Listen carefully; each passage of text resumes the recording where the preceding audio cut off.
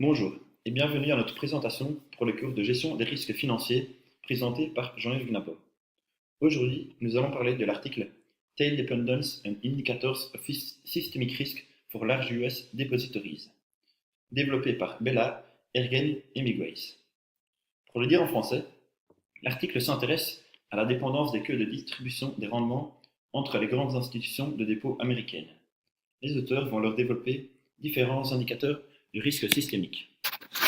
Au cours des dernières années, de nombreuses crises financières sont apparues, à commencer par la crise de 1997 en Asie, suivie 2 ans plus tard du défaut de la Russie. La récente crise financière en 2007-2008 fait également partie de ces crises qui ont bouleversé le monde économique entier. C'est à partir de là que nous sommes clairement rendus compte que certaines institutions, de par leur taille, leur endettement ou encore les interconnexions avec d'autres institutions, pouvaient jouer un rôle critique dans l'équilibre du système financier. Il était remarqué que, lorsqu'une grande institution subissait de grandes pertes, les grandes institutions avaient tendance à suivre et à subir des pertes extrêmes. Ce sont ces connexions entre les différentes institutions qui ont donné lieu au développement du risque systémique. L'objectif étant alors de pouvoir quantifier le niveau d'interaction, de calculer les probabilités et de pouvoir identifier les entreprises les plus vulnérables face à ce risque systémique. L'objectif final serait alors de pouvoir bénéficier de ces informations pour mettre en place un certain niveau de régulation afin de pouvoir mieux maîtriser ce risque. Pour ce faire, les auteurs ont développé 2 indicateurs afin de répondre aux 3 objectifs. Tout d'abord, mesurer le risque systémique au niveau global via la dépendance dans les queues de distribution. En second, identifier les institutions financières systématiquement importantes, ou SIFI, et enfin, l'identification de facteurs et de caractéristiques pouvant permettre de prédire les SIFI.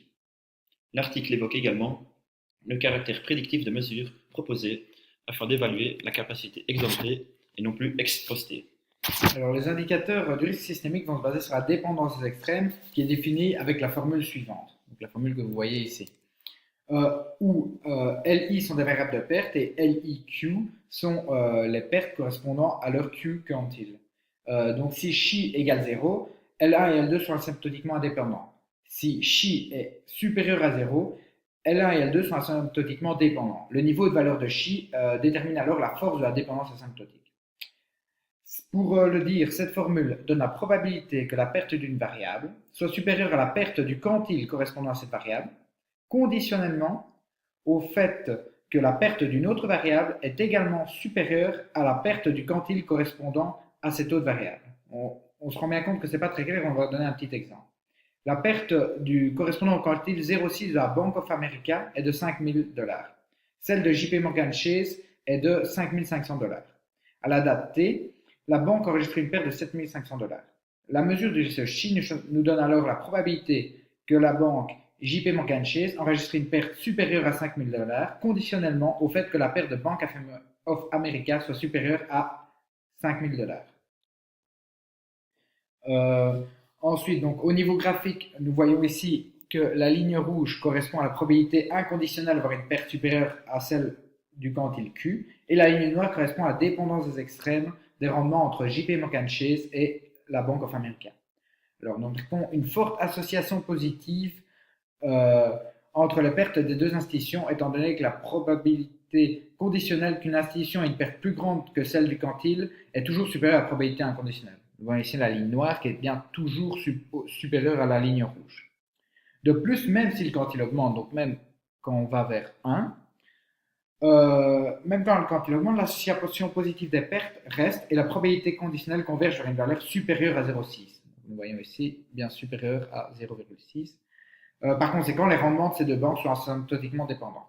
Nous avons ici alors un autre graphique qui nous montre une perte d'institutions asymptotiquement indépendantes, car la probabilité conditionnelle se rapproche de 0 quand Q augmente. Ici, nous voyons bien par rapport à ici que c'était 0,6, ici c'est 0.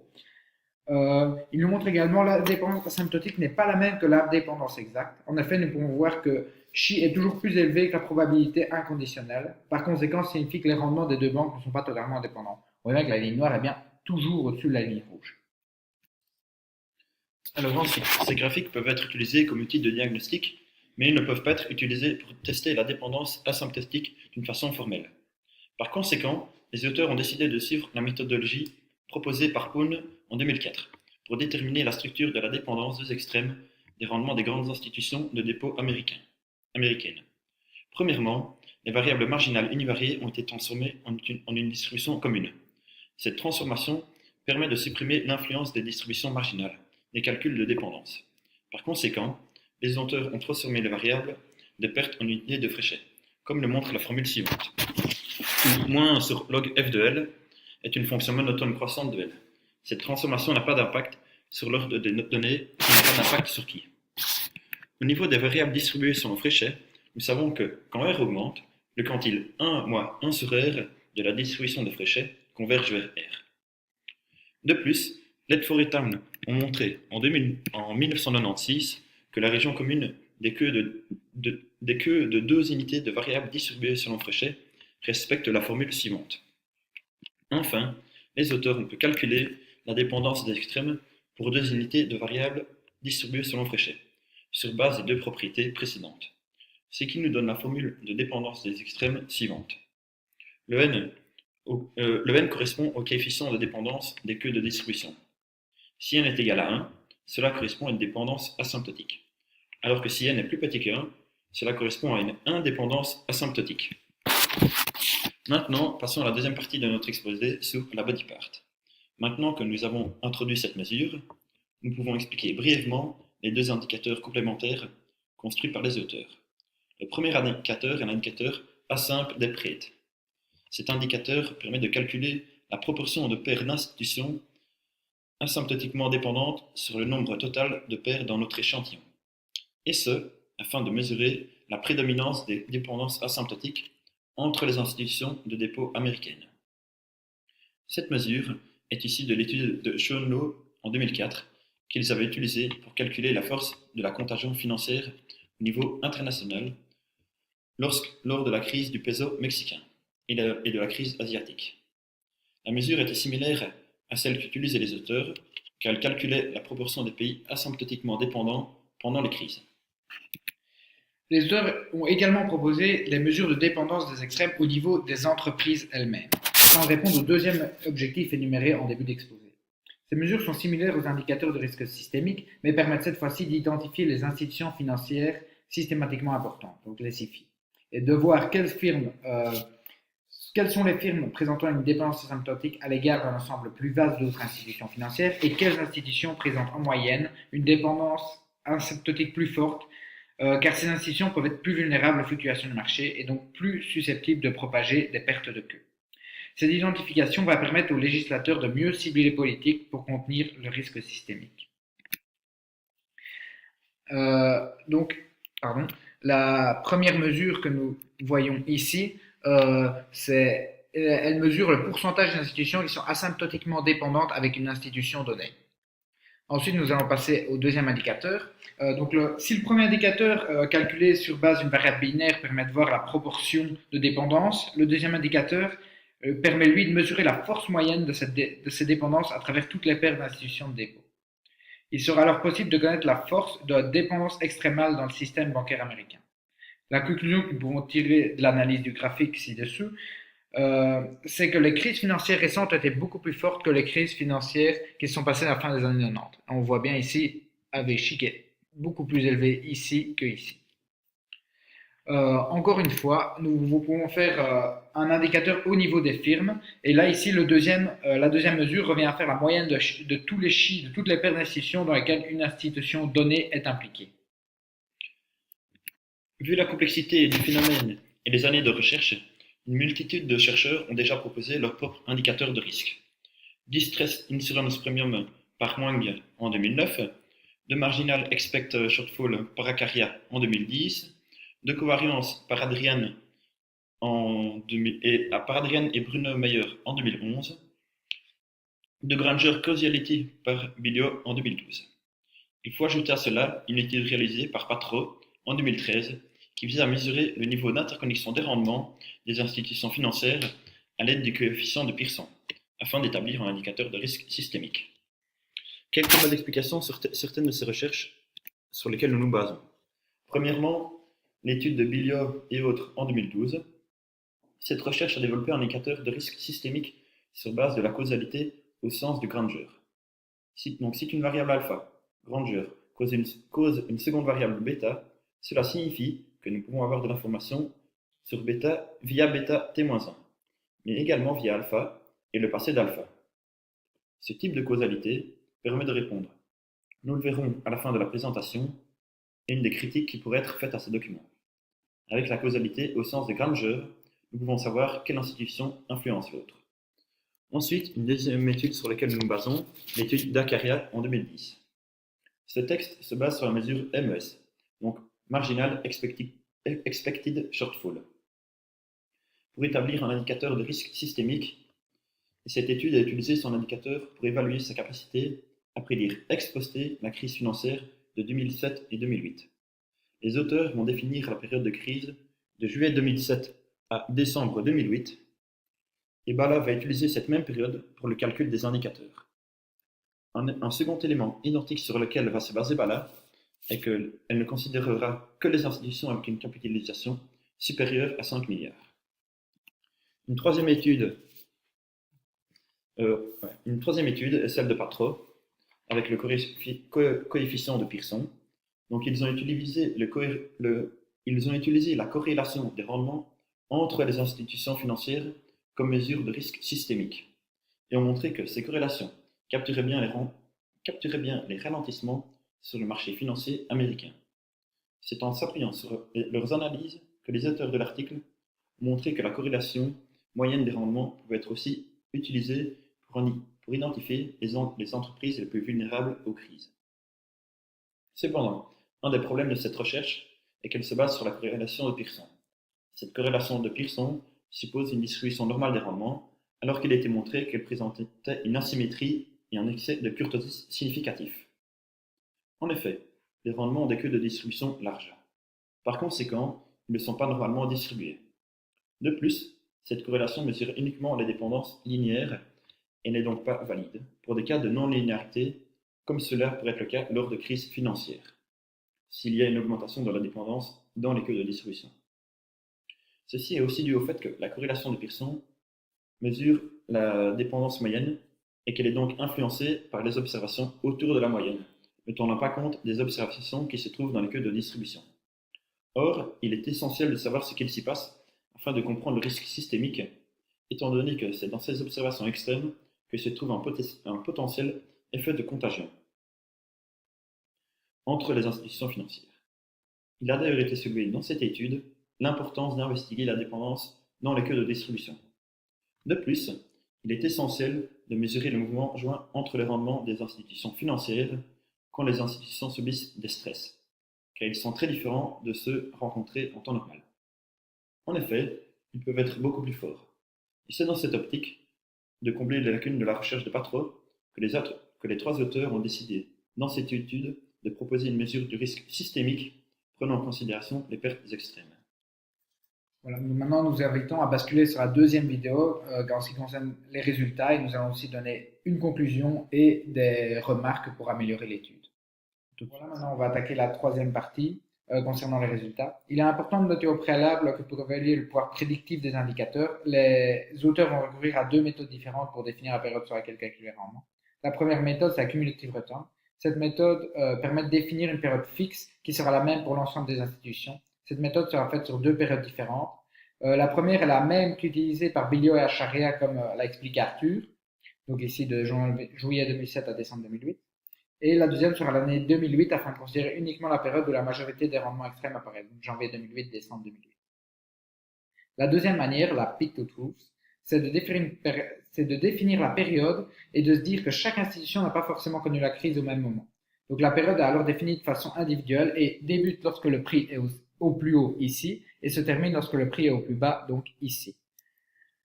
Estimons qu'une fois que le prix est au plus bas, la crise elle est passée. Concernant la première méthode, utilisant deux périodes différentes, nous pouvons voir que dans le tableau de la variable maximum return est similaire sur les deux périodes, ce qui suggère que la majorité des chutes de prix apparaît en 2008. Les auteurs estimant que leur indicateur captureront mieux les rendements durant la crise avec cette seconde période. Nous analyserons les résultats obtenus que sur cette période, donc que sur janvier 2008 à décembre 2008. Bon, nous allons commencer par la première méthode, donc les cumulative returns pour la période qu'on vient de définir, janvier 2008-décembre 2008. Alors, comme attendu, les variables explicatives A simple, Dprate et AVChi ont des coefficients négatifs et significatifs à un niveau de 1%. Les mesures proposées dans l'article sont meilleures que quand la crise est au plus grave. En effet, le R carré ajusté de la régression 2.1 et 2.2 est plus élevé que le R carré des régressions 2.5, 2.6 et 2.7. Nous voyons ici les coefficients et les R carré des régressions. Si la mesure A simple Dprate est combinée avec la mesure de corrélation moyenne, tous les coefficients sont négatifs et non significatifs car il y a de la multicollinéarité. Et si la mesure AVChi est combinée avec ces mêmes mesures de corrélation moyenne, le coefficient AVChi est négatif et non significatif, alors que les coefficients de mesure de corrélation moyenne ont des coefficients positifs, comme nous pouvons le voir dans le tableau. Alors, la deuxième analyse se fait avec la méthode Peak to Truth. Les mesures ADR et AVChi sont significatives à un niveau de signification de 1% cette fois. Donc ici, on voit bien qu'ils sont significatifs, les trois petites étoiles pour 1%. De plus, les régressions 3.1 et 3.2 ont un R carré supérieur à 74%, ce qui est largement supérieur au niveau obtenu précédemment. Ici. Les mesures de corrélation moyenne sont significatives à un niveau de signification de 1%. De plus, les régressions 3.5 à 3.7 ont un R carré ajusté entre 61 et 63%, inférieur donc aux deux indicateurs proposés dans cette lecture.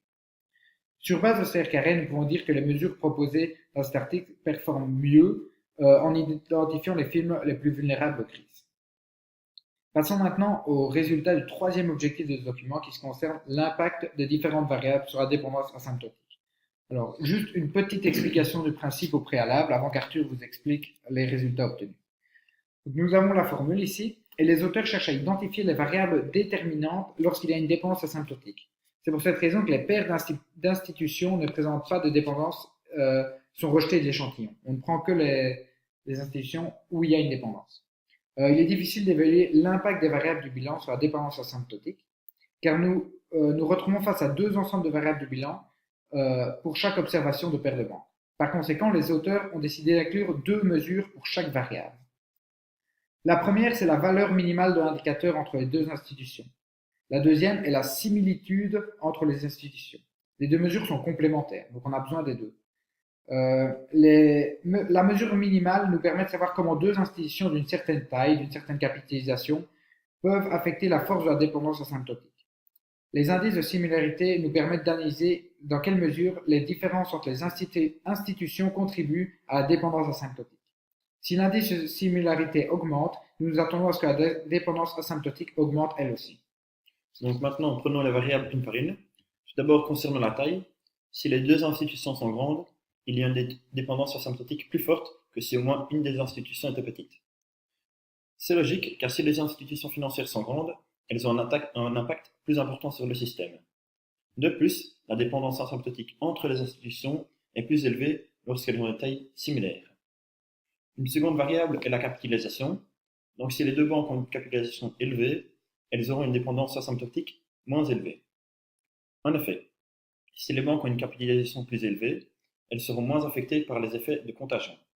Un niveau similaire de capitalisation des deux banques n'a pas d'impact sur la dépendance asymptotique. Une troisième variable est la variable de liquidité. Donc une liquidité élevée est synonyme d'une dépendance asymptotique plus faible, car les institutions sont moins sensibles aux effets de contagion. La similarité entre les liquidités des deux institutions augmente la dépendance asymptotique. Ensuite, la stabilité des sources de financement. Si les deux institutions de sources de financement sont stables, la dépendance asymptotique va diminuer. En effet, si les deux banques profitent d'un grand nombre de dépôts à long terme, la dépendance asymptotique diminue. Les similarités entre les stabilités des sources de financement n'ont pas d'impact significatif sur la dépendance asymptotique. Ensuite, la rentabilité on sait que la rentabilité n'a pas d'impact sur la dépendance asymptotique. Enfin, concernant la qualité des actifs. Si deux banques ont des actifs de mauvaise qualité, la dépendance des actifs sera plus élevée. Autrement dit, si les deux banques détiennent beaucoup d'actifs non performants, elles seront plus vulnérables à un effet de contagion. Cependant, les similarités entre les performances des actifs n'influencent pas la dépendance asymptotique. Les banques qui se ressemblent ont tendance à avoir une dépendance asymptotique plus élevée car elles sont perçues de la même manière par le marché financier. Alors maintenant, nous pouvons faire un robustness check pour vérifier la qualité de nos estimations. Les hausses et les baisses du niveau de dépendance des queues de distribution peuvent être le résultat d'un changement du risque systématique, à savoir le risque de marché, ou bien être dû à un changement dans un facteur de risque qui est commun aux institutions financières, ou encore à un changement de facteur de risque qui est commun à un ensemble de paires d'institutions. Pour vérifier que ce n'est pas le risque de marché, qui explique la variation du risque systémique, les auteurs vont calculer deux indicateurs, mais cette fois-ci sur base du modèle Fama-French et en filtrant la composante relative au risque de marché. Nous remarquons alors que la dépendance des queues de distribution des rendements filtrés est beaucoup plus faible et beaucoup plus volatile. Donc là, on vient d'enlever la composante relative au risque de marché.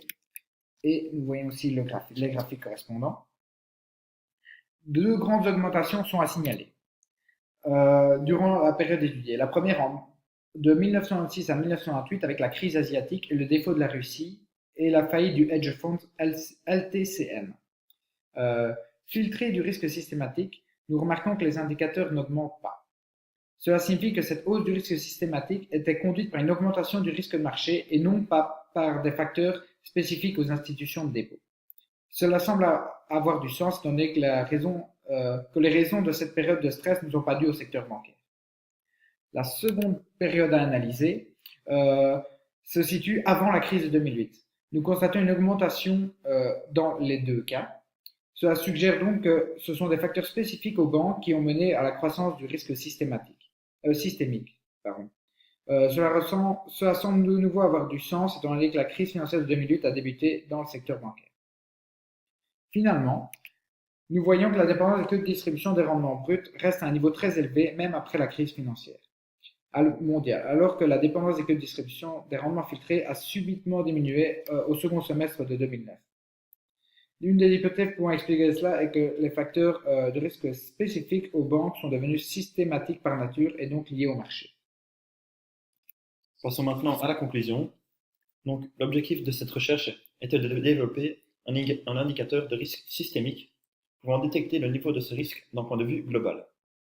L'influence d'une firme sur le système et vice-versa, et également de rechercher quelle variable influence la probabilité d'enregistrer une perte extrême et donc qui influence le risque systémique. Les auteurs ont donc proposé deux indicateurs de risque systémique complémentaires. Tout d'abord, le premier indicateur, ici sur la droite, mesure la proportion des pertes d'institutions financières asymptotiquement dépendantes par rapport au nombre total de pertes d'institutions financières de notre échantillon. Ensuite, le second indicateur average mesure la force moyenne des dépendances. Les auteurs ont par la suite élaboré deux mesures complémentaires concernant la dépendance des extrêmes au niveau de l'entreprise.